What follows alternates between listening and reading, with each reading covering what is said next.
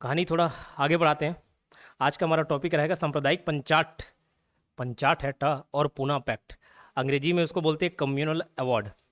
Communal communal सांप्रदायिक, हिंदू मुस्लिम, जाति धर्म में बांटना, समुदाय में बांटना। ठीक, क्या था समझते हैं। कहानी बहुत लंबी है, लेकिन इसके पीछे का जो सार है, जो फैक्ट्स है, वो 2-3 लाइन का ही है कि कम्युनल अवार्ड क्या था और कब आया। 1932 में आया। और पूना पैक्ट किन के बीच साइन हुआ, बस ये है। बट थोड़ी सी कहानी सुन लो। 1906 में कहानी शुरुआत होती है 1906 से। 1906 में ऑल इंडिया मुस्लिम लीग का गठन हुआ। ये कहानी हम पढ़े। ऑल इंडिया मुस्लिम लीग का गठन हुआ कब? 1906 में। उसमें जो भी मुसलमानों के प्रतिनिधि थे, उन्होंने अंग्रेजी सरकार से डिमांड रखी कि हमको अलग से एक निर्वाचक मंडल दिया जाए। रिजर्वेशन तो रहे और निर्वाचक मंडल भी अलग से हो। तो 1909 में इनकी मांगों को स्वीकार कर लिया गया। 1909 का जो पार्लियामेंट सुधार आया, उसमें मुसलमानों को पृथक निर्वाचक मंडल दे दिया। ठीक, पृथक निर्वाचक मंडल क्या था फिर से बता देता हूं कि जैसे यहाँ 90 विधानसभा सीट है। अगर 90 विधानसभा सीट में 10 ऐसे विधानसभा सीट है जहां मुस्लिम आबादी बहुत ज़्यादा है, मतलब वहां पे वो मेजोरिटी में है, हिंदू कम होंगे मुसलमान ज़्यादा होंगे, तो वो सीट मुसलमानों के लिए आरक्षित रख दिया जाएगा। उसमें कैंडिडेट्स कौन खड़े होंगे? केवल और केवल मुस्लिम। जैसे भी एससी सीट है तो एससी ही खड़ा होता है, लेकिन यहाँ पे वोट सभी देते हैं, चाहे वो एससी हो, एसटी हो, बीसी हो, जनरल हो, कैसा भी हो। लेकिन सेपरेट इलेक्टोरेट के केस में मुसलमान कैंडिडेट खड़ा होगा और उसको वोट भी कौन करेंगे? मुसलमान करेंगे। ठीक, ये हो गया सेपरेट इलेक्टोरेट, पृथक निर्वाचक मंडल। ठीक, इसके विपरीत होता है जॉइंट इलेक्टोरेट। जैसे आज है, रिजर्व रहेगा सीट, कैंडिडेट उसी वर्ग का खड़ा होगा, लेकिन वोट सभी देंगे, उसको जॉइंट इलेक्टोरेट बोलते हैं, है ना। तो 1909 में इनकी मांगों को, मुसलमानों के मांगों को स्वीकार कर लिया गया और मुस्लिम्स के लिए, केवल और केवल किसके लिए? मुस्लिम्स के लिए सेपरेट इलेक्टोरेट की व्यवस्था की गई, पृथक निर्वाचक मंडल की व्यवस्था की गई। ये पार्लियामेंटो सुधार में जो भी नियम कानून थे, उसकी समीक्षा के लिए 10 साल बाद फिर से एक नियम कानून बनाया जाना था, चेक करना था। 1919 आया। 1919 में Montagu Chelmsford reform, MC reforms, Montagu Chelmsford reform, Montagu Chelmsford reform. Montagu उस समय सचिव थे और चेम्सफोर्ड वॉइस रहे थे। उसके समय में ये सेपरेट इलेक्टोरेट की डिमांड और बढ़ गई। जैसे ही मुसलमानों को मिला, एक को कोई बेनिफिट मिला, फिर बाकी लोग भी आ जाते हैं, तो बाकी भी आ गए। बाकी में थे शामिल Sikh, Christian, Anglo Indian, European. तो ये जो पृथक निर्वाचक मंडल वाली व्यवस्था थी, इनको बढ़ा दिया गया और कम नहीं किए कांग्रेस के इतने विरोध के बावजूद। तो इसमें क्या किए? सिखों के लिए, क्रिश्चियंस के लिए हो गया, एंग्लो इंडियन के लिए हो गया, यूरोपियंस के लिए हो गया, इन लोगों के लिए पृथक निर्वाचक मंडल की व्यवस्था कर दी गई, मतलब इसको और विस्तार प्रदान कर दिया गया। ठीक, इतनी सी व्यवस्था थी। अब ये तो रही 1919 की बात। अब बी आर अम्बेडकर यहाँ खड़े खड़े देख रहे हैं कि भैया वो तो दलितों का प्रतिनिधित्व कर रहे थे। उस समय एक वर्ड यूज होगा, तथाकथित अछूत। ठीक है, तो अछूतों के नेता या दलितों के नेता कौन? B R Ambedkar. तो वो कहाँ पीछे रहने वाले थे? इतनी सारी घटनाएं देख रहे थे, तो वो बार बार ये डिमांड कर रहे थे कि भैया हमारे लिए भी हो, हमारे लिए भी हो। चलो ओके। अब इसकी समीक्षा है तो 10 साल बाद फिर से एक आयोग बनना था, कोई सुधार आना था, कोई रिफॉर्म्स आना था। तो 1929 ना होके आपको मैंने बताया था 1927 में साइमन कमीशन का गठन हुआ था। Simon commission. अब जहां पे साइमन कमीशन का हर कोई विरोध कर रहा था, चाहे वो कांग्रेस हो, महात्मा गांधी हो, या मुस्लिम लीग हो, मतलब मोहम्मद अली जिन्ना हो, ये बड़े बड़े नेता, बड़े बड़े पार्टी विरोध कर रहे थे किसका? साइमन कमीशन का। लेकिन बी आर अम्बेडकर ने इसका विरोध नहीं किया। वो 3 पॉइंट्स देखे थे पार्टी में और एक व्यक्ति थे B R Ambedkar. B R Ambedkar क्यों विरोध नहीं कर रहे थे? बी आर अम्बेडकर चाहते थे कि भैया हमको भी पृथक निर्वाचक मंडल मिले। तो साइमन कमीशन से बी आर अम्बेडकर ने जाके डिमांड की, उनके साथ मिल गया कि मैं विरोध नहीं कर रहा हूँ, बस मेरे को क्या चाहिए? हमको भी पृथक निर्वाचक वाली व्यवस्था चाहिए। इस बात को लेकर बी आर अम्बेडकर से काफ़ी लोग चिढ़ते थे उस समय। तो साइमन कमीशन वालों से बी आर अम्बेडकर ने ये मांग रखी। आगे चल के इसी के विरोध में फिर मैंने बताया काफ़ी ज़्यादा विरोध हुआ, और बर्कन हेड जो उस समय के सचिव थे, उन्होंने खुलेआम भारतीय नेताओं को चुनौती दी कि अगर तुम में दम है तो बना लो संविधान, अपना खुद का संविधान बना लो, ड्राफ्ट तैयार कर लो। तो इसी के विरोध में कमिटी बनी। उस कमेटी के अध्यक्ष कौन थे? मोतीलाल नेहरू थे। उन्होंने एक रिपोर्ट प्रस्तुत की जिसका नाम था नेहरू रिपोर्ट। तो अब एक तरफ था नेहरू रिपोर्ट, आगे चल के साइमन कमीशन ने भी 1930 में अपना रिपोर्ट पेश किया। तो एक तरफ था साइमन कमीशन का रिपोर्ट, साइमन रिपोर्ट, और यहाँ पे जो ऑल इंडिया मुस्लिम लीग के उस समय नेता थे मोहम्मद अली जिन्ना, ये भी बोले कि मैं भी थोड़ा बहुत पॉइंट लिख देता हूँ इधर उधर से टाप के। तो इन्होंने भी अपना जिन्ना रिपोर्ट, इसको जिन्ना की 14 सूत्री मांग बोलते हैं, 14 पॉइंट्स रिफॉर्म्स या 14 सूत्री मांग। तो इसकी 14 सूत्री मांग थी। ये जानबूझ के ऐसे मांग रखता था कि जो भी पढ़ता था उसका जी खवा जाता, ठीक है, ऐसा मांग जो पूरी ना की जा सके, ठीक। तो ये, लेकिन ये भी थोड़ा लिख के डाल दिया, मैं भी कहा पीछे रहूँ बोल के ये भी अपना प्रोजेक्ट जमा कर दिया, 14 सूत्री मांगे, है ना। तो नेहरू रिपोर्ट, साइमन रिपोर्ट और जिन्ना रिपोर्ट, ये तीनों रिपोर्ट पर बातचीत करनी थी और उसी के आधार पर नियम कानून बनाना था। और इसी के वजह से मैंने बोला आगे चल के क्या आयोजन किया गया, राउंड टेबल कॉन्फ्रेंस 1930 से 32। लेकिन कांग्रेस बोला वो सब हम पार्टिसिपेट नहीं करेंगे, वो साइमन वाला छोड़ो, हम तो जब प्रस्तुत कर दिए तो इसी मानो। तो पहले में कांग्रेस पार्टिसिपेट नहीं किया। दूसरे में मैं बताया उस समय बहुत बड़ा मूवमेंट चला, सिविल डिसोबीडियंस मूवमेंट, उसको स्थगित करने के लिए इरविन ने समझौता किया था और बदले में बोले कि आप आओ तो सही, हम डिमांड वहाँ रखेंगे। तो सारे के सारे ना अपना सेपरेट इलेक्टेड मांगने लग गए थे। गांधी जी उसी में नाराज हो गए कि सब अपने अपने हित की बात कर रहे हो, भारतीयों के हित की कोई देख नहीं रहे, ठीक। तो वहां से गांधी जी नाराज होकर आ गए थे। ये सब कहानी हम लोग देखे, अभी तक पूरा फ्लैशबैक चल रहा है। अब 1930 से 32 के बीच में ही ये डिसाइड हुआ कि इसी सब रिपोर्ट के आधार पर कुछ नियम कानून बनाएंगे और आगे चल के 1935 में यही government of India act, Bharat शासन अधिनियम 1935 के नाम से नियम कानून आ गया, ठीक है। इसकी सारे प्रावधानों को इधर मिला जुला के 1935 में डाल दिया। क्या डाला था उसको हम लोग देखेंगे थोड़ा, जो भी इतिहास की दृष्टि से महत्वपूर्ण है। लेकिन इसी बीच ही 1930 से 32 में बी आर अम्बेडकर बार बार हर तीनों मीटिंग में चले जाते थे और उनकी एक ही डिमांड रहती थी कि दलितों को भी अलग से निर्वाचक मंडल दिया जाए। तो उस समय प्रधानमंत्री थे मैकडोनल्ड। मैकडोनल्ड ये बोले नेकी और पूछ पूछ, अभी तो हिंदू मुस्लिम बांट ही रहे थे, अब हिंदुओं को भी हम लोग बांटेंगे। तो मैकडोनल्ड ने एक घोषणा की, उस घोषणा को बोलते हैं communal award. Communal award, award दे दिया, एक तोहफा दे दिया समझ लो। इससे पहले गांधी जी और बाकी लोगों को बोले कि तुम लोग आपस में माइनॉरिटी का मुद्दा सुलझा लो, ये सब मेरे पास आते हैं, या तो तुम खुद सुलझा लो, नहीं तो मैं कम्युनल अवार्ड देता हूँ। तो दे दिए। उसमें दलित वर्गों को अलग से निर्वाचन मंडल की व्यवस्था कर दी गई 1932 में। इसी बात को लेकर गांधी जी नाराज हो गए। अब गांधी जी थे जेल में। गांधी जी कहाँ थे? जेल में। बोले सर ये जेल में कैसे पहुंच गए? तो इस तरीके से पहुंच गए जैसे ही 1931 के दूसरे गोलमेज सम्मेलन में भाग लिए थे, वहां से वापस आए। और ये गए कैसे थे? सविनय अवज्ञा आंदोलन को स्थगित करके गए थे, वापस गए तो फिर से उसको चालू कर दिए।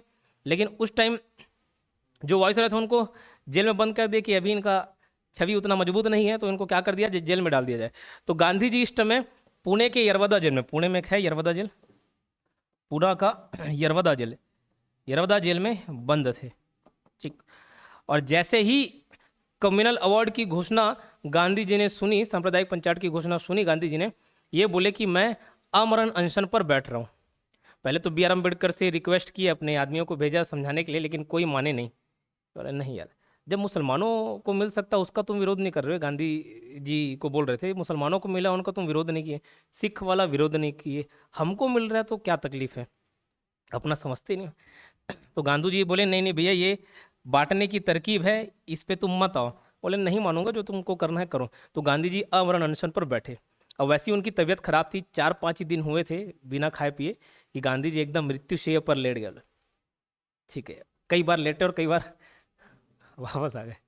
यहाँ पे एक पड़ोसी हैं, थे समझ लो, दादाजी बोलते थे, कई बार उनका एकदम तबीयत खराब हुआ, ऐसा लगा कि खत्म हो जाए, तो मरते समय मालूम है गंगा जल पिलाते हैं, और 3-3 बार गंगा जल पी इस उम्मीद में कि अब खत्म होने वाला, लेकिन शायद गंगा जल पी के वापस लौट जाते थे। चौथी बार जब नहीं पिलाए ना तब चलेगा, ऐसा हो गया, ठीक।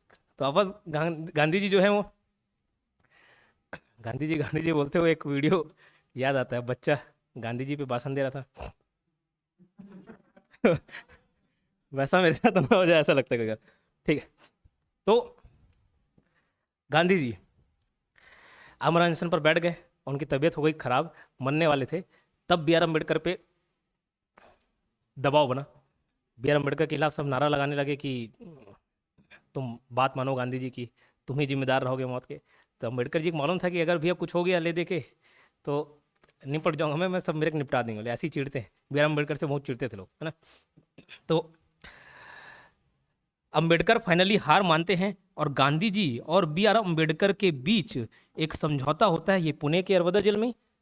तो वहीं समझौता होता है, इसके लिए इसको नाम दे दिया गया पूना पैक्ट, पूना समझौता, जो किन के बीच हुआ, गांधी जी और बी आर अंबेडकर, है ना। अब इस समझौते में क्या ऐसा पॉइंट था उसको बस सुन लेना, ऐसे पूछा नहीं जाता, बस उसके अंदर का कारण, भाई गांधी जी क्यों मान गए, बी आर अंबेडकर क्यों मान गए। तो देखो, गांधी जी ने बोला ये कम्युनल अवार्ड है ना, इस सिस्टम को बस वापस लो। तो बी आर अम्बेडकर बोले इसमें मेरा क्या फायदा। बोले तुमको रिजर्वेशन मिल रहा है ना, उस समय जो प्रांतों में सीट्स थी टोटल 71 सीटों में, मत याद रखना फिगर लेकिन बता रहा हूँ, 71 सीटों में अंग्रेजों ने उनको आरक्षण दिया था और पूरे के पूरे 71 सीट में सेपरेट इलेक्टेड की व्यवस्था थी। गांधी जी बोले मैं डबल ऑफर करूंगा, डबल दिए, 141-42 कुछ सीट दिए। बोले इतना रिजर्वेशन तुमको मिलेगा, कांग्रेस स्वीकृति दे देगी उसकी, चिंता मत करो। तो अम्बेडकर खुश हो गया, लेकिन क्या व्यवस्था थी, सेपरेट इलेक्टेड नहीं रहेगा, जॉइंट इलेक्टेड रहेगा। रिजर्वेशन जस्ट डबल कर दिए, लेकिन बोले कि आप ही के वर्ग के लोग उसको नहीं चुनेंगे, सभी के सब वर्ग लोग उस कैंडिडेट्स को चुनेंगे, ये व्यवस्था कर दी गई। बी आर अम्बेडकर को बस उतना ही चाहिए था, बोले ठीक है रिजर्वेशन ही तो चाहिए था, अल्टीमेटली कैंडिडेट कौन खड़ा होगा, एससी कैंडिडेट खड़ा होगा। बोले ओके, तो ये पूना समझौता हो गया, ठीक है। इतनी सी बात समझ आई। तो यही सांप्रदायिक पंचायत और पूना पैक्ट है। सांप्रदायिक पंचायत की घोषणा रैम्सडे मैकडोनल्ड ने की थी। यह घोषणा अछूतों के लिए था। इसी के विरोध में गांधी जी ने पूना के अरवदे जेल में आवरण अनशन पर बैठ गए 20 सितंबर 1932 की। गांधी जी की तबियत बिगड़ने पर अंबेडकर जी ने समझौता करने का प्रयास किया। 24 सितंबर 1932 को गांधी जी और अंबेडकर के मध्य समझौता हुआ, जिसे पूना समझौता के नाम से जानते हैं। कहीं पे 24 मिलेगा, कहीं पे 26, उतना याद नहीं रखना, ठीक है। 1932 में गांधी जी ने हरिजन सेवक संघ की स्थापना की। अच्छा, और क्या चीज गांधी जी अपने तरफ से बी आर अम्बेडकर को प्रॉमिस किए कि मैं ये सक्रिय राजनीति से संन्यास ले रहा हूँ और मैं राजनीति में मेरा रुझान नहीं रह गया, और वैसे भी वो एक चरम सीमा था और वहां से डाउन हो गया, समझ लेना। तो गांधी जी बोले कि अब मैं दूसरा फील्ड पकड़ूंगा, और बी आर अम्बेडकर से ये वादा किए थे कि मैं भी हरिजन उत्थान में लगूंगा। तो जो दलितों को हरिजन नाम दिया वो किसने दिया, गांधी जी ने दिया, ठीक है। गांधी जी ने हरिजन नाम दिया और हरिजन सेवक संघ की स्थापना की वहीं पे 1932 में, जो पूना समझौता हुआ। तो वहीं स्टोरी से पूरा कनेक्ट हो जाएगा, याद रह जाएगा। 1932 में ही गांधी जी ने हरिजन सेवक संघ की स्थापना की, ठीक। 1933 में, सब डेट रिलेट कर लेना आपस में, हरिजन नामक साप्ताहिक पत्रिका भी निकाला। अखिल भारतीय हरिजन सेवक संघ के अध्यक्ष किनको बनाए गए, घनश्याम दास बिड़ला जी को बनाए गए। इतने पॉइंट्स आप याद रखना। 1920 में अंबेडकर ने the all India depressed class federation की स्थापना की थी। ये दो मिलते जुलते आपको नाम मिलेंगे। गांधी जी ने भी एक ऐसी संस्था बनाई इसी टाइम में, और बी आर अम्बेडकर पहले से एक संस्था बनाए हुए थे। तो दोनों में अंतर क्या है, गांधी जी वाला जो नाम है वो लास्ट में एसोसिएशन है, और अंबेडकर वाला फेडरेशन है। दोनों हिंदी में संघ संघ मिल जाएंगे, लेकिन अंग्रेजी में गांधी जी का एसोसिएशन है, बी आर अम्बेडकर वाला फेडरेशन है। तो इसको एजी से याद कर लिया, सब प्यार से बुलाते हैं अपने पतियों को एजी, सुनो तो सर, तो एजी याद रख लेना, ए से एसोसिएशन, जी से गांधी जी, और बी एफ बॉयफ्रेंड वाला, तो बी से बी आर अम्बेडकर, एफ से फेडरेशन, ऐसे आप याद रख सकते हो, तो कन्फ्यूजन नहीं होगा। क्लियर। अंबेडकर का कथन है, पूछा जाता है किसका कथन है, किसने बोला। महात्मा गांधी क्षणिक भूत की भांति दूल उठाते हैं लेकिन स्तर नहीं उठाते। समझ आया मतलब, आया नहीं है, मेरे भी नहीं आया, बड़े आदमी है कुछ भी बोल देते हैं, ठीक। हर चीज को समझने का प्रयास नहीं करना चाहिए। क्लियर। अब देखो 1935 का भारत शासन अधिनियम, पॉलिटी का पार्ट है बट हिस्ट्री में जो इंपॉर्टेंट उसको देखते हैं। 1909 में पार्लियामेंट्री सुधार आया, 1919 में मॉन्टेग्यू चैम्सफोर्ड आया, 1927 में साइमन कमीशन आया, सबका मेल जोल करके मिक्स वेज बना के किस में डाल दिया, 1935 में, ठीक है।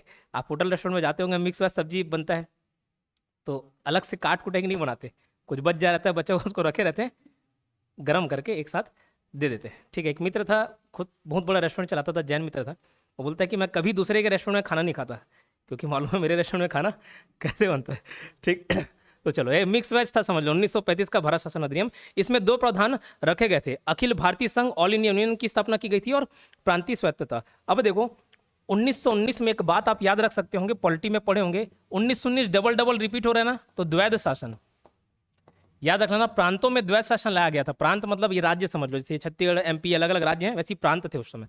तो द्वैध शासन लाया गया था कहाँ, प्रांतों में। लेकिन 1935 में प्रांतों में द्वैध शासन को बंद करके केंद्र में द्वैध शासन लाए। तो प्रांत में क्या किए, प्रांत में चालू किए प्रांतीय स्वायत्तता, प्रोविंशियल ऑटोनॉमी, ठीक। तो ये 1935 के भारत शासन अधिनियम के कुछ पॉइंट्स बता रहा हूँ। केंद्र में द्वैध शासन लाया गया, प्रांतों में प्रांतीय स्वायत्तता लाया गया, प्रोविंशियल ऑटोनॉमी बोलते हैं, प्रोविंशियल ऑटोनॉमी।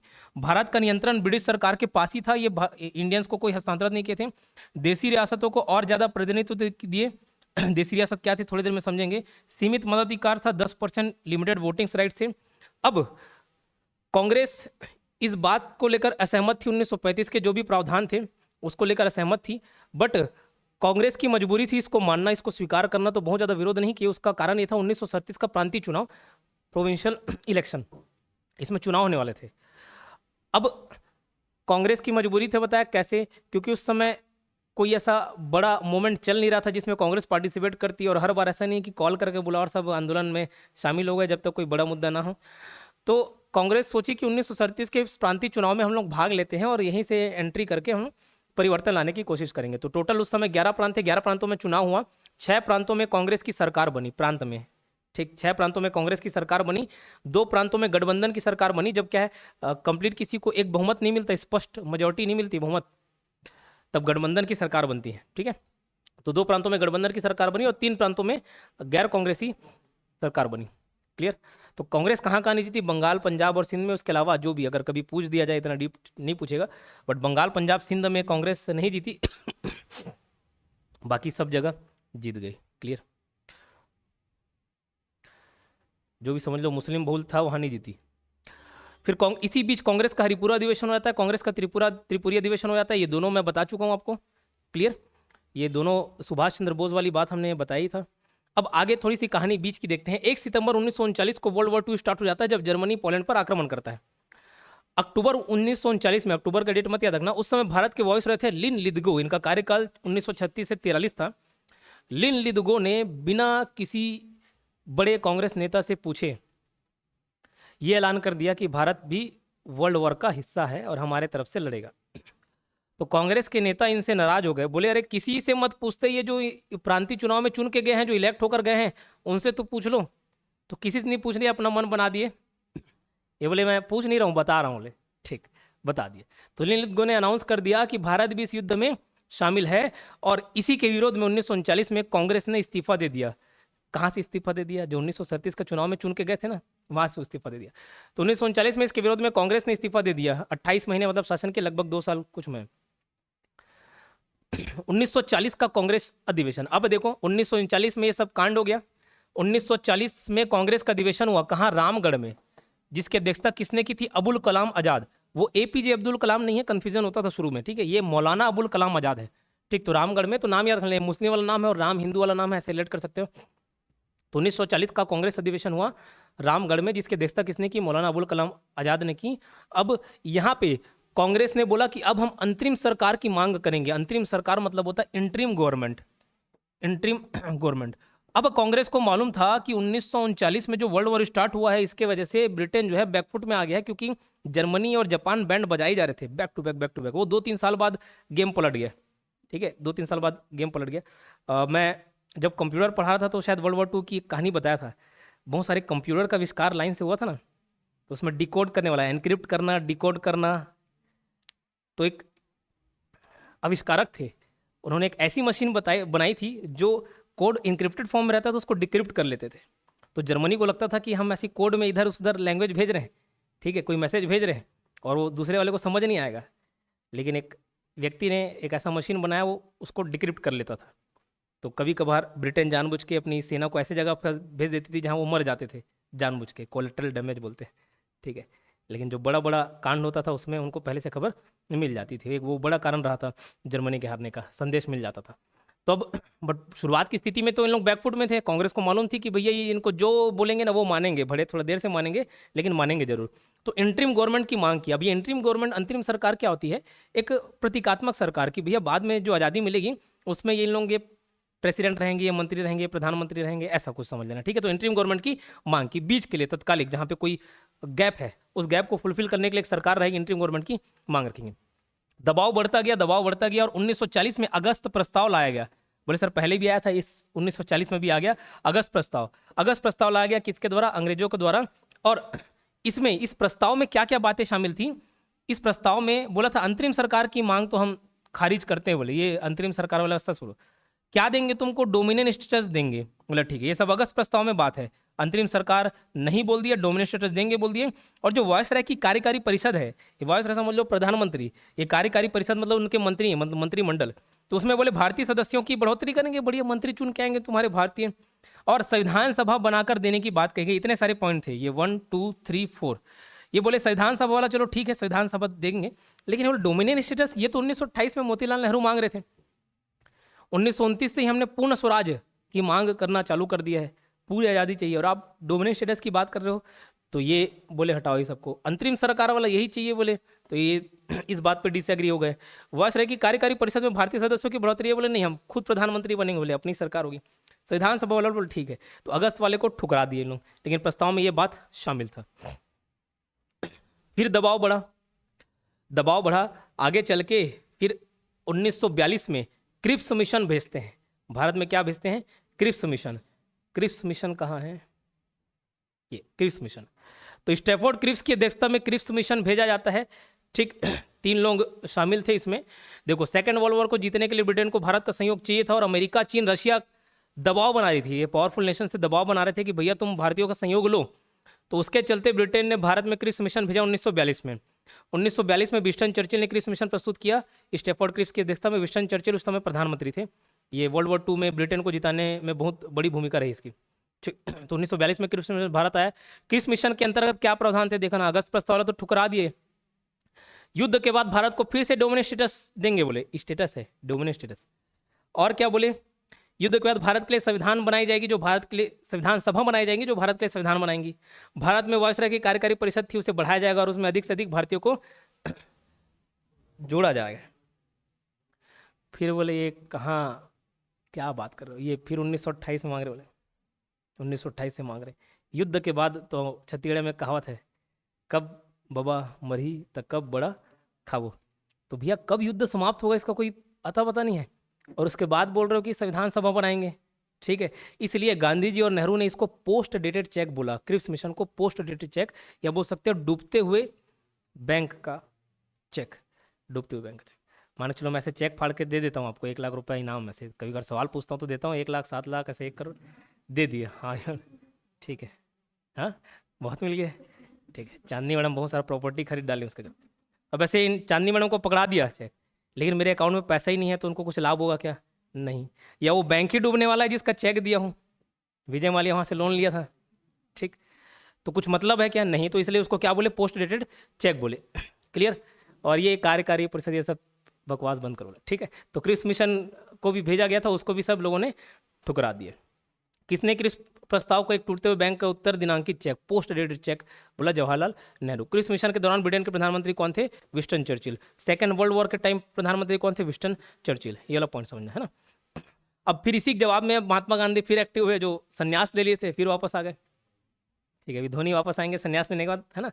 बस ये फिर वापस आए, भारत छोड़ो आंदोलन चालू किए, क्विट इंडिया मूवमेंट चालू किए। तो क्विट इंडिया मूवमेंट, अब गांधी जी बोले करो या मरो, ठीक है, लेकिन कुछ करो। जुलाई 1942 में वर्धा महाराष्ट्र में कांग्रेस की समिति का बैठक हुआ, जिसमें भारत छोड़ो प्रस्ताव पास किया गया। ये पूरा डेट याद रख लेना। 7 अगस्त 1942 को मुंबई के ग्वालियर टैंक मैदान में कांग्रेस समिति की बैठक हुई। जो वर्धा में प्रस्ताव हुआ उसकी पुष्टि कर दी गई, स्टैंप लगा दिया गया। 8 अगस्त 1942 को भारत छोड़ो आंदोलन स्वीकार किया गया, और 9 तारीख से वो चालू हो गया। और इसी टाइम महात्मा गांधी ने नारा दिया था करो या मरो, लेकिन उसको डिफाइन नहीं किए। जो करो मरो बोल दिए थे ना, मरो मतलब मरो मारो जैसा भी है, तो उसको डिफाइन नहीं किए, मरो या मारो का क्या डेफिनेशन। तो अंग्रेज इंतजार में थे कि कब एक आध जगह हिंसा हो तो हम गांधी जी फिर बोलें, क्योंकि चौरी चौरा कांड में एक घटना के वजह से पूरे आंदोलन, इतने बड़े आंदोलन को वापस ले लिए। तो अंग्रेज इस इंतजार में थे कि फिर से कोई हत्याकांड होगा तो हम करेंगे। बहुत दंगा फसाद हुआ उसमें, विरोध करते करते कई अंग्रेजों को निपटा दिए। तो फिर महात्मा गांधी के पास गए अंग्रेज और बोले कि ये देखो हो गया मैटर, खबर नहीं पड़े क्या, वापस लो। तो बोले ये मेरे वजह से नहीं है, वो भले मेरे वजह से था, ये तुम्हारे गतिविधियों की वजह से। बोले इसका जिम्मेदार मैं नहीं लूँगा, बार बार नहीं बोलूँगा, हाँ जो सजा देने। तो गांधी जी भी समझ आ गया था, अब फिर वापस ले लूँगा तो इससे पहले लोग अंग्रेजों को भगाएं, मेरे को भगा देंगे, इसलिए इस बार वापस नहीं लिए, क्लियर। लेकिन गांधी जी ऐसा नहीं कि कंप्लीट अहिंसा, ऐसा नहीं था। अपनी किताब माई एक्सपेरिमेंट विद ट्रुथ में, उसको किताब को पढ़ोगे तो गांधी जी शुरुआत से एकदम आदर्शवादी नहीं थे, आदर्शवादी नहीं थे, ठीक है। बहुत समझ लो, ठीक है। खुद किताब पढ़ोगे तो मालूम चलेगा। तो उसमें ये लिखते हैं, उसमें अच्छी बातें भी हैं। तो उसमें ये बोलते हैं कि कभी अहिंसा और कायरता में मुझे चुनना पड़े या सॉरी, हिंसा और कायरता में मुझे चुनना पड़े तो मैं कायरता को नहीं चुनूंगा, मैं किसको चुनूंगा? हिंसा को चुनूंगा। ठीक है, हिंसा को चुनूंगा। तो ये गांधी जी का कथन था। ओके, तो महात्मा गांधी ने इसी टाइम करो या मरो का नारा दिया। ठीक है, थोड़ा सा ऊपर चलते हैं और बीच में एक व्यक्तिगत सत्याग्रह वाला पॉइंट देखेंगे। जब देखो अगस्त प्रस्ताव आया तो गांधी जी बोले ये सब क्या चोचला है, तो इसके जवाब में व्यक्तिगत सत्याग्रह चालू किया। जब जब कुछ अंग्रेज लाते थे तो एक कांग्रेस नेताओं को मुद्दा मिल जाता था कि उसी का विरोध करें, उसके जवाब में एक आंदोलन चालू किए। जितने भी आंदोलन देखोगे ना तो ऐसे ही था, अचानक से कोई उठ के आंदोलन नहीं चालू कर देता था। तो जो अगस्त प्रस्ताव आया था उसके विरोध में व्यक्तिगत सत्याग्रह चालू किए। ये बोले व्यक्तिगत सत्याग्रह का मतलब है कि कोई किसी का लीडर नहीं होगा, तो लीडर को जेल में ठूस देते हैं, फिर वो नेतृत्वहीन हो जाता था। बोले तुम अपना खुद का लीडर हो। ठीक, लेकिन उसमें पूछा जाता है कि पहला सत्याग्रही कौन था? विनोबा भावे। दूसरे सत्याग्रही कौन? जवाहरलाल नेहरू। तीसरे कौन? ब्रह्मदत्त। संजय दत्त सुने हो उनके? नाना, नाना नहीं है, कोई नहीं है। तीसरे सत्याग्रह ब्रह्मदत्त। ठीक, तो पहले दूसरे तीसरे याद रख लेना, इंपॉर्टेंट है, पूछ लिया जाता है। ओके, 1940 के कांग्रेस के रामगढ़ अधिवेशन अबुल कलाम आजाद जिसके अध्यक्षता कर रहे थे में कांग्रेस द्वारा अंतरिम सरकार बनाने की मांग रखी गई थी, जिसके जवाब में अंग्रेजों द्वारा क्या लाया गया था? अगस्त प्रस्ताव लाया गया था। अगस्त प्रस्ताव में कई ऐसे प्रावधान थे जो कांग्रेस को पसंद नहीं आया और इसके जवाब में गांधी जी ने व्यक्तिगत सत्याग्रह प्रारंभ किया पावनार में, पावनार महाराष्ट्र। ओके, फिर क्रिप्स मिशन वाला तो बता ही दिया, इस बीच कुछ और छूट रह गया। ये पाकिस्तान की मांग, ये भी 1940 में हमको पढ़ना, एक अलग टॉपिक है तो इसको अलग दिन तय करेंगे। भारत छोड़ आंदोलन हो गया। ओके, कुछ मिसलेनियस पॉइंट भी बताता हूँ, कहानी वाला छोड़ देते हैं। ठीक है, अभी टाइम नहीं हुआ है तो कुछ मिसलेनियस चीज़ें जो पूछ दी जाती हैं किताब वगैरह के बारे में।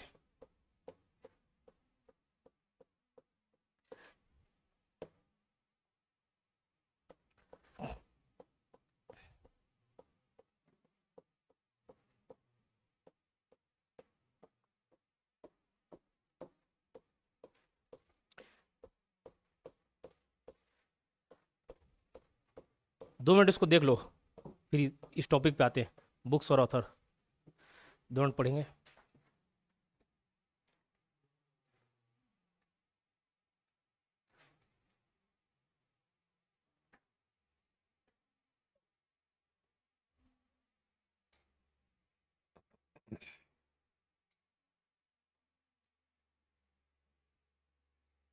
क्या हुआ? क्या हुआ? किन लोग का? नहीं, हाँ नहीं बोला। हाँ हाँ ठीक है ना।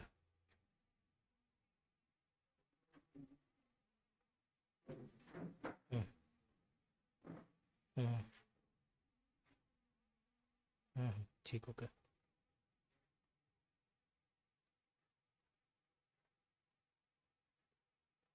चलो ठीक, ओके। हाँ,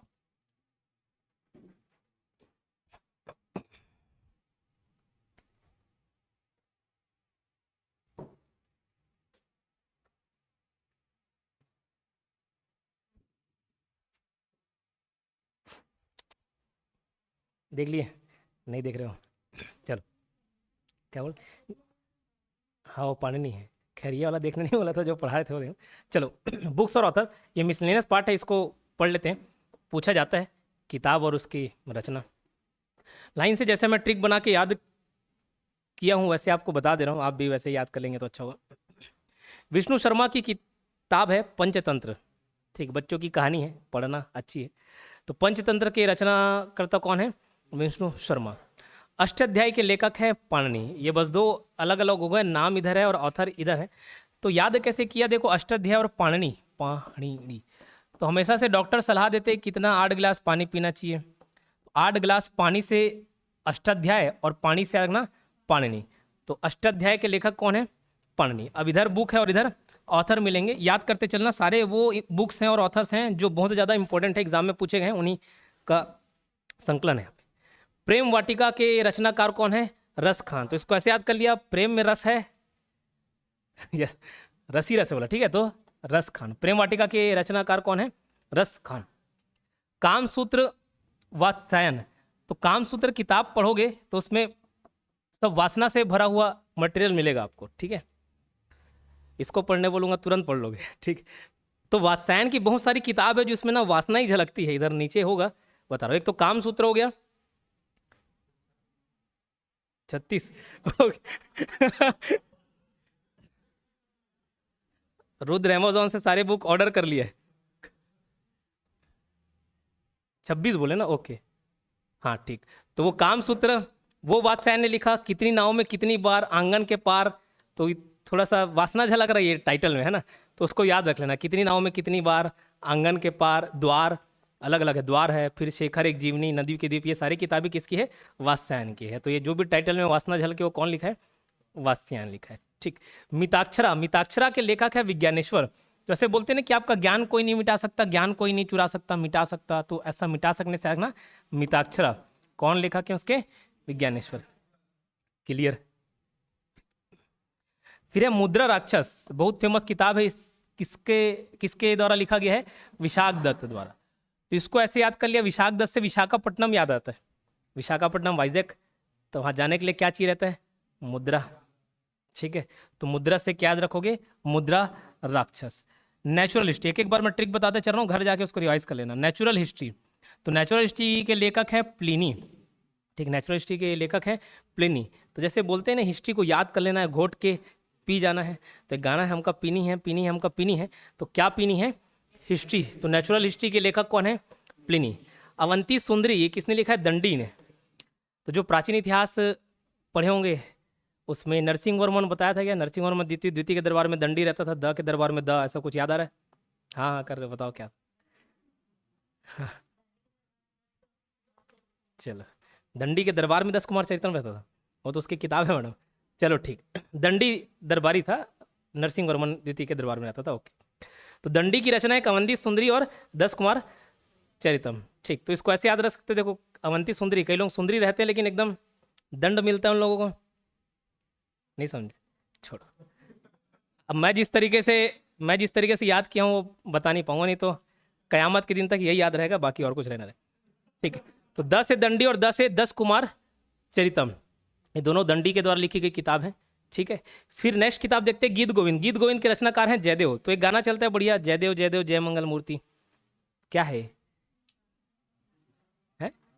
गाना है, गीत है, ठीक है, गीत बोलो। तो गीत गोविंद जयदेव। मालती माधव के लेखक हैं भवभूति, इसको ऐसे याद रख लिया। एक माल थी जो भव्य थी, ठीक है, तो मालती माधव भवभूति, तो माल थी से मालती माधव और भव्य से भवभूति। क्लियर? याद हो रहा है कि रिपीट कराऊं? रिपीट कराऊं? याद हो रहा है। चलो, untold story B M Kaul, तो इसको ऐसे याद कर लिया, जैसे बाबू सोना का जमाना रहता है, जब रात में नींद नहीं आ रहा है ऐसे बोल के फ़ोन किया अपने बाबू सोना को, तो कुछ कहानी सुना दो, कुछ स्टोरी सुना दो कॉल पे, तो चलता है कॉल पे फिर स्टोरी। सनी की एक्सपीरियंस मैं भी नहीं किया, सब तामेश सर बताते हैं। मैं तो बचपन से सिंगल रहा, तो अनुभव नहीं है, जो अनुभव है वो तामेश सर द्वारा प्राप्त है। ठीक है, तो अनटोल्ड स्टोरी, कॉल पे स्टोरी सुनाते हैं, तो कॉल से आना बीएम कॉल, स्टोरी से आना untold story. Confrontation with Pakistan, ठीक है, तो कॉल पे ही कन्फ्रंटेशन मतलब होता है आमना सामना, कन्फ्रंटेशन मतलब होता है आमना सामना, तो उसको ऐसे याद कर लिया। कई लोग कॉल पे ही, वीडियो कॉल पे भी आमना सामना हो जाते हैं, तो वीडियो कॉल में देख लिया मतलब आमने सामने ही हो गया, समझ लो, है ना। तो कॉल पे, वीडियो कॉल पे भी बहुत कुछ हो जाता है। तो बीएम कॉल, अनटोल्ड स्टोरी और कन्फ्रंटेशन विथ पाकिस्तान, याद रहेगा। ठीक, एक एक बार बताते चल रहा हूँ, उसको घर जाके रिवाइज कर लेना, याद कर लेना। फिर एक है खुशवंत सिंह, तो ये इंदिरा गांधी के बहुत खास थे, करीबी थे, ठीक है। तो फिलहाल द कंपनी ऑफ वुमेन, तो कहीं पे भी आपको वुमेन की कंपनी मिल जाएगी तो खुश हो जाओगे, बोले हाँ। तो कंपनी ऑफ वुमेन मिल गया मतलब खुश, खुशवंत सिंह। और इस खुशवंत सिंह को किसका कंपनी मिल गया? ठीक है, इंदिरा गांधी रिटर्न्स, इंदिरा गांधी के बढ़ते कदम, ये सब एक एक कदम माप लिया, कौन? खुशवंत सिंह। तो the company of women, Indira Gandhi returns, Indira Gandhi के बढ़ते कदम, ये सब किसने लिखा है? खुशवंत सिंह ने लिखा है। ठीक है, एक बार ये फिर से नजर डालिए, याद करिए, फिर आगे बढ़ते हैं।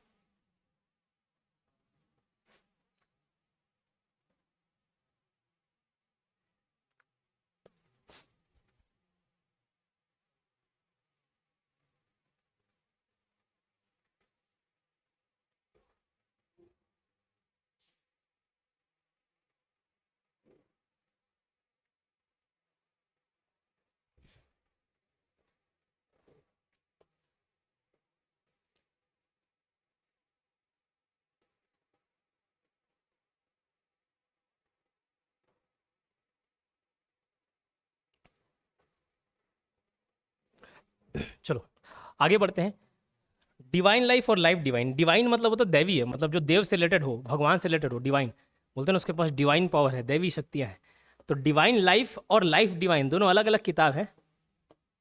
ठीक है, देखिए भैया मैं थोड़ा आगे पीछे कर देता हूँ, टाइटल अपना बुक लॉन्च कर दिया है ना, हम लोग नोट्स आगे पीछे करते हैं और अपना खुद का नोट्स योगेन सौ क्लासेस वाला, बस वैसे ही ये भी टाइटल आगे पीछे कर दिया। डिवाइन लाइफ था, ये बोल लाइफ डिवाइन, मेरा किताब का नाम रहेगा लाइफ डिवाइन। तो डिवाइन लाइफ है स्वामी शिवानंद, शिवानंद, ठीक है। और लाइफ डिवाइन के लेखक है अरविंद घोष, ये वही अरविंद घोष है जो संन्यास ले लिए थे, ठीक। तो इसको याद रखना। तो डिवाइन से ऐसे ही आप याद रख सकते हो, डिवाइन मतलब दैवी शक्ति और देव यहाँ पे शिव भगवान, तो याद रखना लाइफ डिवाइन अरविंद घोष ने लिखा है। ऐसे ऑन गीता भी अरविंद घोष ने लिखा है। एक और किताब है चांद का मुंह टेढ़ा है, तो चांद का मुंह टेढ़ा है, गजानन का सूर लंबा है, ऐसा कुछ याद कर लिए। चांद का मुंह टेढ़ा है, गजानन का सूर लंबा है, तो गजानन का सूर से रखना गजानन माधव मुक्तिबोध, और चांद का मुंह टेढ़ा है, तो ये किताब याद रखना। भारत दुर्दशा और सत्य हरिश्चंद्र, तो ये जो भारतू हरिश्चंद्र हैं, ये अपने नाम पे एक किताब रख लिए, एक सरनेम पे किताब रख लिए। भारत से देखो भारत दुर्दशा, और हरिश्चंद्र से सत्य हरिश्चंद्र। फिर मैला आंचल, मारे गए गुलफम, ये फणेश्वर नाथ रेणु, इनकी किताब है, ठीक है। अब रेणु से, अब वो मेरी कहानी में शामिल है, ठीक है। तो मैं जैसे याद किया वैसे याद नहीं होगा आपको। Eternal India, Indira Gandhi. Eternal का मतलब होता है शाश्वत, मतलब जो कभी ना मरे, तो इंदिरा गांधी आज भी हमारे दिलों में जिंदा है, ठीक। तो इस कारण एटर्नल है वो, है नहीं। तो इंदिरा गांधी क्या, एटर्नल इंडिया। कुरुक्षेत्र, रामधारी सिंह दिनकर। तो देखो राम भगवान, कृष्ण हो गए, राम हो गए, सब एक ही रूप है, विष्णु भगवान के अवतारी हैं। तो कुरुक्षेत्र में कौन थे, तो इनडायरेक्टली राम थे, ऐसे रिलेट कर लेना। उर्वशी भी लिखे कौन, रामधारी सिंह दिनकर। फिर Gokhale my political Guru, my experiment with truth, ये किसने लिखा, गांधी जी ने कहा। Indian philosophy, doctor Sarvepalli Radhakrishnan. तो जब दर्शन शास्त्र पढ़ोगे ना, तो सबसे बड़े फिलोसोफर, सबसे बड़े दर्शन शास्त्री उभर कर कौन आएंगे, कृष्ण। तो गीता में जो बात बताए हैं उनके वजह से भगवान तो हैं, लेकिन अगर सांसारिक रूप में देखें तो एक बहुत बड़े दार्शनिक भी हो गए। तो इंडियन फिलोसफी किसने लिखा है, डॉक्टर सर्वपल्ली राधाकृष्णन। तो कृष्ण भगवान इंडियन फिलोसोफर हैं, ऐसे रिलेट कर सकते हो, ठीक। फिर ये बहुत ही अच्छी किताब है देवदास, चरित्रहीन, श्रीकांत और परिणीता। ये किसने लिखा है, शरद चंद्र चट्टोपाध्याय। देखो चट्टोपाध्याय से ना थोड़ा चाटुकारिता और से डायलॉग्स याद आते हैं, थूक के चाटना, मतलब वो ऐसा है कि चाटुकारिता कर लेना, चापलूसी करना, ऐसे टाइप का, ठीक है। तो कौन करता था ऐसा चाटने वाला काम, देवदास। वो शाहरुख खान वाला देखे हो, ठीक है। किसका, तो मतलब ऐश्वर्या राय के इर्द गिर्द घूमते रहता, उसी की चापलूसी करते रहता था। ऐश्वर्या राय की जगह परिणीति चोपड़ा याद कर लेना, तो परिणीता, ठीक है। अब इतना ऐसे चाटुकारिता करेगा तो चरित्रहीन कहलाएगा, तो चरित्रहीन। ये श्रीकांत, श्रीसंत से याद कर लेता हूँ, क्रिकेटर बॉलर याद है, स्पॉट फिक्सिंग में पकड़ाया था, ठीक। तो वहाँ से रिलेट कर लेना, वो भी चरित्रहीन था बोल के, ठीक। अमृत और विष और बिखरे थिन की अमृतलाल नागर की कहानी है। ये कितनी नाम कितनी बार वाला तो याद रहेगा, ठीक। दे भाग, ये जी मूत वहान, ठीक है। तो नाम में ही थोड़ा अजीब सा है शब्द जी मूत वहान। तो क्या है, लड़के कहीं भी किसी भी घर वर में पौधे में पानी दे देते हैं, तो भैया कोई देखेगा तो उसको बेभग बोलेगा, तो बेभग से दे भाग, ठीक है, जी मूत वहान है, ठीक। चलो फिर कालिदास। कालिदास की 7 किताबें, आपको सातों याद रखनी है। कालिदास के बारे में हमेशा कहानी बताता हूँ, फिर नहीं बताऊंगा अभी। लेकिन कालिदास को हम लोग विद्वान के रूप में जानते हैं, लेकिन बचपन से वो विद्वान नहीं थे। तो बचपन में एकदम अखंड मूर्ख थे। कौन, कालिदास। एकदम कर्म कांड करते थे, तो कर्म कांड से कर्म याद कर लेना, कर्म याद रखोगे तो वो कालिदास की सारी किताबें याद रह जाएंगी आपको, ठीक। हम लोग लड़की के चक्कर में बर्बाद हो जाते हैं, वो लड़की के चक्कर में आबाद हो गए। एक विद्युतमा नाम की बहुत ही सुंदर महिला थी, उनसे इनका विवाह होता है। तो इसको बहुत ज्ञानी होगा समझ के विवाह कर लेती है, ठीक है। तो विवाह तो हो जाता है, विवाह के बाद जो होना रहता है वो नहीं होता, तो कालिदास को भगा देती है वो, ठीक है। तो बोले जाओ तुम विद्वान बन गया ना, तब मेरा शक्ल सूरत देखना, बोले ठीक। तो कालिदास बाद में ज्ञान हासिल कर लेता है और उसके बाद विद्वान बन जाता है और इतनी सारी किताब लिखता है। तो कर्म से, के से कुमार संभवम, ए से अभिज्ञान शकुंतलम, आर से रघुवंशम और ऋतु संहारम, सब में अमम है, ठीक है। और के यार एम से मेघदूतम और मालविका अग्निमित्रम, ये लव स्टोरी है, मालविका और अग्निमित्र, ये राजा और रानी की प्रेम कहानी है, क्लियर। मेघदूतम की रचना तो बोला जाता है कि यहीं सरगुजा पहाड़ी में लिखे थे। बैठे होंगे मैन पार्ट में, है ना, खूबसूरत दृश्य देखे वहीं, तो उसको स्वर्ग का द्वार बोला था। आए थे, इधर भी आए थे छत्तीसगढ़ में। कूली और confession of lover, two leaves and bird, two leaves, ये ठीक, जो हिंदी में कहावत है दो जिस्म एक जान, उसके लिए अंग्रेजी में कहावत है two leaves and a bird. इन तीनों किताब को किसने लिखा है? मुल्क राज आनंद ने लिखा हुआ है। इसको ऐसे याद कर लिया, बिलासपुर में एक कुली था, बिलासपुर में आता जाता था, तो एक कुली को देखता था, ठीक है, उसकी प्रेम कहानी थी। तो एक लड़की का हमेशा सामान ढोता था वो, मेरे 100 रुपये लेता था, उससे 20 रुपये लेता था। बोले ना, आप आपका पूरा बोझ जीवन भर ढोने के लिए तैयार हूँ, बोल के 20 रुपये लेके वो ढो देता। धीरे धीरे उसको प्यार हो गया, है ना। अब प्यार हो गया, कैसे बोले, कैसे कन्फेस करे? कन्फेस करना मतलब अपने दिल की बात सामने रखना, कन्फेशन ऑफ अ लवर। लेकिन एक दिन रख दिया बात सामने, ठीक है, रख दिया सामने, तो विवाह हो गया उनका। Two leaves and a bird हो गया, दो जिसमें एक जान हो गया, ऐसे याद कर लिया। तो कुली कन्फेशन ऑफ अ लवर और टू लीव्स एंड बर्ड, तो उसको आनंद आ गया होगा, मुल्क राज आनंद। बोले सर ये कैसा ट्रिक है, यही अच्छा ट्रिक है, ठीक। चलो, तो ये कुछ मिसलेनियस पार्ट थे, किताबें थी, उनको आप याद रखेंगे। ऊपर में बीच में एक स्लोगन वाले छूटे हुए टॉपिक, स्लोगन का, उसको आप याद रखना। उसमें भी स्लोगन है, कुछ पत्र पत्रिकाएं हैं, एक बार रीड मार के आइएगा, कल उसको भी कुछ और टॉपिक पढ़ाने के साथ साथ कवर कर लेंगे। इसमें किसी कोई डाउट, कोई समस्या, कोई तकलीफ? नहीं।